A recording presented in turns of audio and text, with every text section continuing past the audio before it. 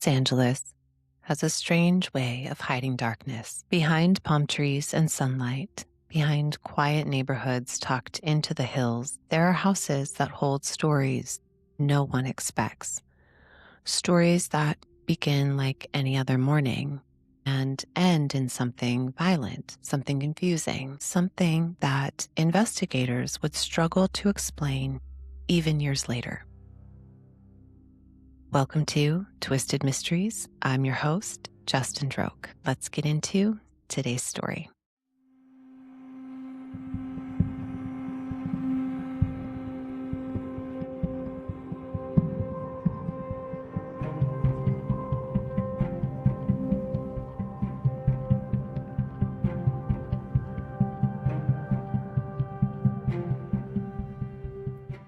Our story today begins on a quiet morning, September 26th, 2012, in Los Feliz, a historic neighborhood in Los Angeles. The streets were still. Light filtered through eucalyptus and palm trees that lined the hillside roads. In one large Spanish-style home sat a property locals sometimes referred to as a creative retreat. Artists, writers, actors, people drifting through Hollywood's edges that stayed there over the years. The house belonged to 81-year-old woman named Catherine Davis. She was known in the neighborhood as kind, a little eccentric, but very generous. The type of person who opened her home to people who needed a place to stay. But that morning, something was very wrong. Around mid-morning, neighbors would later tell police they heard screaming. At first, it didn't seem unusual. Arguments happen, voices rise, then things settle down. But this time, the sounds didn't stop. A woman's voice shouting, furniture scraping, then silence. Investigators would later piece together what likely happened inside of that home. At some point that morning, Catherine Davis encountered someone inside of the house, someone she likely knew, someone she had allowed to stay there. What followed was brutal. There were signs of a violent struggle, objects knocked over, furniture displaced, and then the attack. Catherine suffered severe blunt force trauma to her head. Investigators would later determine that she had also been strangled. The violence was sudden, explosive, and incredibly personal. But what makes this story even stranger is that the violence did not end there. Shortly after the attack inside of the house, a man appeared in the neighboring yard. He had climbed over the fence separating the two properties. The neighbor who lived there would later say the man looked disoriented, almost confused, but not frightened. In fact, he had approached the neighbor and, in a very casual and calm voice, introduced himself. He simply said, "I'm John, your new neighbor." It seemed harmless, friendly even, but now something has clearly changed. Without warning, the man attacked. The homeowner was outside speaking with a house painter who had been working on the property that day. Both men suddenly found themselves in a fight. The attacker lunged, shoving, swinging wildly. Neither man knew why. There was no argument leading up to this altercation, no warning, just utter chaos. The painter and the neighbor both managed to fight him off, but the moment the struggle broke, the man climbed back over the fence, returning to the property next door. Minutes later, neighbors called the police. Something about the entire situation felt wrong. There was screaming, a fight, a stranger climbing fences, and then a body. When police arrived at the house belonging to Catherine Davis, they found a horrifying scene. Catherine Davis lay dead inside. Her injuries were severe. It was clear this was not an accident. Outside, in the driveway, another body, a man. He had fallen from the property above. The drop was roughly 15 feet. Investigators would later believe he had either fallen or jumped from the roof area. 2 people were dead. A violent attack had occurred, but the details just didn't add up. Police immediately began asking, who attacked Catherine Davis? Why was there a man dead outside of her house? Were there more people involved? And why had neighbors just fought with someone who appeared to be fleeing the scene? But the answer was already there.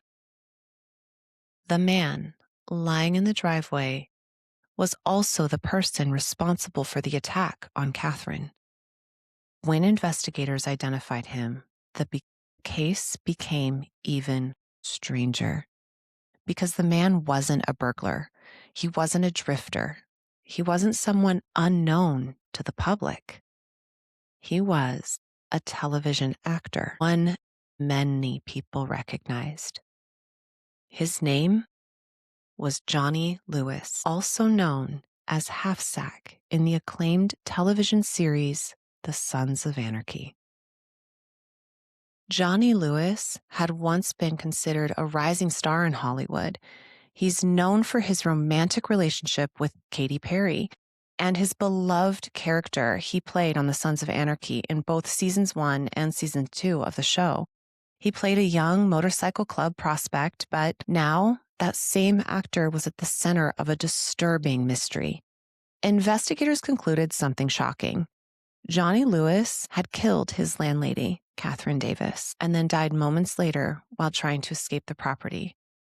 But the question that immediately followed was, why? Police began examining the home.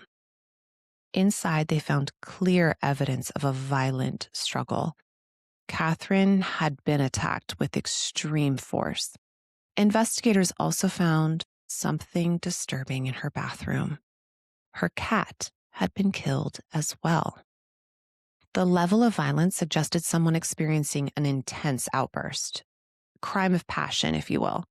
But toxicology reports would also later reveal something unexpected. Johnny Lewis had no drugs in his system, no alcohol, no meth, no PCP, nothing investigators would normally associate with such an extreme attack, which only deepened the mystery. The medical examiner determined Johnny Lewis did not die by suicide. Instead, his death was ruled as an accident. He likely fell from the roof or balcony while attempting to flee. But the autopsy revealed something unusual. Johnny Lewis had scratch marks on his neck, marks consistent with someone trying to strangle him, which raised another question. Had Catherine fought back during the attack, or had something else happened during those final moments? Even investigators couldn't fully answer that. Now, to understand how this may have happened, we have to rewind the timeline just a little bit, because the events of that morning didn't come out of nowhere. In fact, people close to Johnny Lewis say the warning signs had been building for months, maybe even longer. And the story begins with a motorcycle crash. In October of 2011, Johnny Lewis was involved in a serious motorcycle accident. The crash left him with massive head trauma. Doctors strongly recommended neurological testing, scans, observation, but Lewis refused. He left the hospital and continued living his life like nothing had happened, but people around him noticed something strange afterward. His behavior started to change. Personality changes. Friends described him as increasingly erratic, mood swings, paranoia, impulsive decisions, outbursts of extreme anger. the actor who once seemed focused and charismatic began spiraling. Family members reportedly begged him to seek help, but Lewis resisted. And things only escalated from there. By 2012, Lewis had been arrested several times. There were reports of assault, breaking into someone's home, violent confrontations. Probation officers grew concerned enough to note that he might pose a danger. Yet somehow, just 5 days before the murders, Lewis was released from jail, free to go, free to return to the house where he lived with Catherine Davis. When Lewis moved back into the house in Los Feliz, neighbors noticed he seemed different, agitated, restless, but no one expected what would happen next. And by the morning of September 26th, something inside of him finally broke. Even today, investigators cannot say exactly what triggered the attack. Some experts believe his untreated head injury may have caused a traumatic brain injury related personality disorder. Others believe he experienced a sudden psychotic break, but one fact continues to disturb people who study this case. Johnny Lewis was completely sober that morning. No drugs, no alcohol, just a man whose behavior had been unraveling for months. In the end, 2 people lost their lives that morning. Catherine Davis, an elderly woman who opened her home to struggling artists, and Johnny Lewis, a young actor whose promising career collapsed into violence. And the truth behind what happened in that house may never be fully understood, because sometimes the most frightening crimes are not planned. They are not calculated. They happen in a sudden moment when something inside a person breaks. By the time anyone realizes what's happening, it's already too late. That's our story for today. For episode photos and video links, check out my Instagram at twisted.mysteries. Thank you to everyone for subscribing to my YouTube channel. If you haven't yet, you can find me at Twisted Mysteries 26 on YouTube.